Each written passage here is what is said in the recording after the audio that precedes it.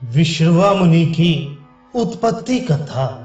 महात्मा रघुनाथ जी का वह प्रश्न सुनकर महातेजस्वी कुंभयोनि अगस्त्य ने उनसे इस प्रकार कहा, श्री राम, इंद्रजित के महान बल और तेज के उद्देश्य से जो वृतांत घटित हुआ है उसे बताता हूं, सुनो।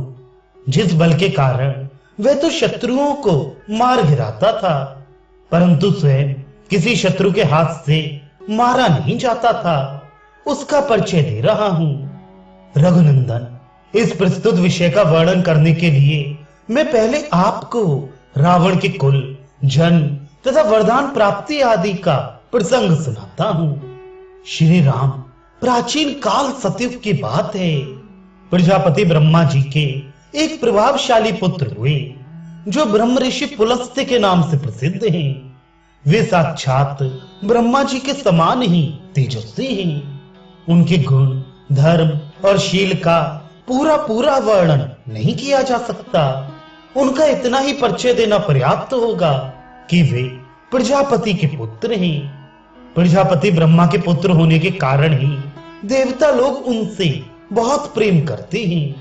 वे बड़े बुद्धिमान हैं और अपने उज्जवल गुणों के कारण ही सब लोगों के प्रिय हैं। एक बार मुनिवर पुलस्त्य धर्माचरण के प्रसंग से महागिरी मेरु के निकटवर्ती राज ऋषि तृणबिंदु के आश्रम में गए और वहीं रहने लगे। उनका मन सदा धर्म में ही लगा रहता था।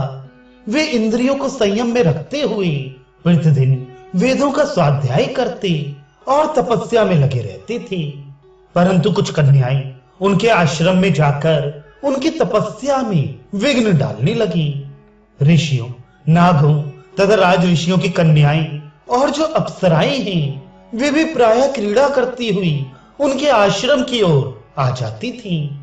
वहां का वन सभी ऋतुओं में उपभोग में लाने के योग्य और रमणीय था, इसलिए वे कन्याएं प्रतिदिन उस प्रदेश में जाकर भांति भांति की क्रीड़ाएं करती थीं। जहां ब्रह्म ऋषि पुलस्त्य रहते थे, वह स्थान तो और भी रमणीय था, इसलिए वे सती साध्वी कन्याएं प्रतिदिन वहां आकर गाती, बजाती तथा नाचती थीं। इस प्रकार उन तपस्वी मुनि के तप में विघ्न डाला करती थीं। इससे वे महातेजस्वी महामुनि पुलस्त्य कुछ रुष्ट हो गए और बोले, कल से जो लड़की यहां मेरे दृष्टि पथ में आएगी वे निश्चय ही गर्भ धारण कर लेगी।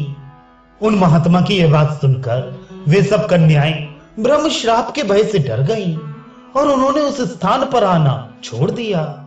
परंतु राजर्षि तृणबिंदु की कन्या ने इस श्राप को नहीं सुना था, इसलिए वह दूसरे दिन भी बेखटके आकर उस आश्रम में विचरने लगी। वहां उसने अपनी किसी सखी को आई हुई नहीं देखा।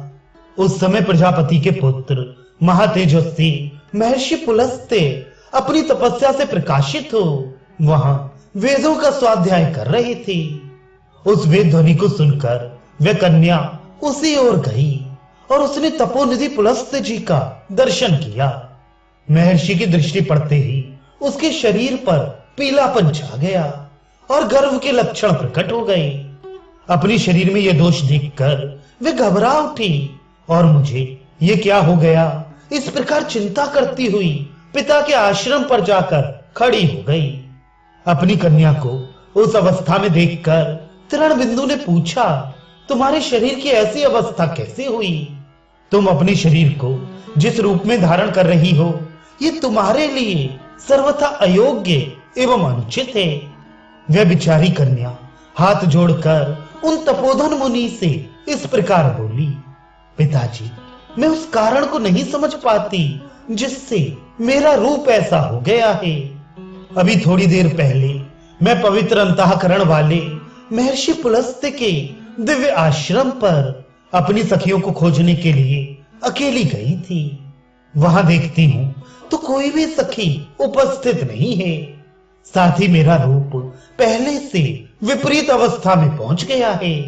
ये सब देखकर मैं भयभीत हो यहां आ गई हूं।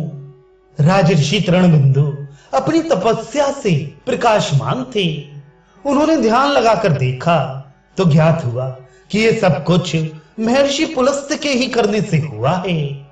उन पवित्र आत्मा महर्षि के उस श्राप को जानकर वे अपनी पुत्री को साथ लिए पुलस्त्य जी के पास गए और इस प्रकार बोली, भगवान, मेरी यह कन्या अपने गुणों से ही विभूषित है। महर्षि, आप इसे स्वयं प्राप्त हुई भिक्षा के रूप में ग्रहण कर लें। आप तपस्या में लगे रहने के कारण थक जाते होंगे, अतः ये सदा साथ रहकर आपकी सेवा शुश्रूषा किया करेगी, इसमें संशय नहीं है। ऐसी बात कहती हुई उन धर्मात्मा राजऋषि को देखकर उनकी कन्या को ग्रहण करने की इच्छा से उन ब्रह्म ऋषि ने कहा, बहुत अच्छा। तब उन ब्रह्म ऋषि को ऐसा कहकर उन महर्षि ने उस कन्या को स्वीकार कर लिया और उन महर्षि को अपनी कन्या देकर राजऋषि तृणबिंदु अपने आश्रम पर लौट आए और वह कन्या अपने गुणों से पति को संतुष्ट करती हुई वहीं रहने लगी।